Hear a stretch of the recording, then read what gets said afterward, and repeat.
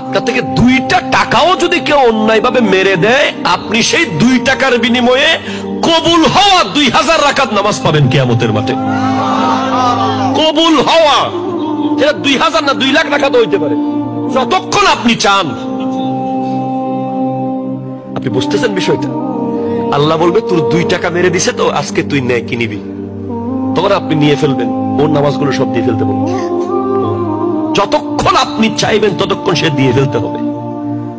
সারা রাত তাহাজ্জুদ পড়ে যদি অন্য কাউকে দিয়ে ফেলতে হয়, সারা দিন নামাজ পড়ে যদি অন্য কাউকে দিয়ে ফেলতে হয়, সারা দিন ইবাদত করে যদি কিয়ামতের মাঠে সব দিয়ে ফেলতে হয়, তাহলে কি করলাম, কি করলাম?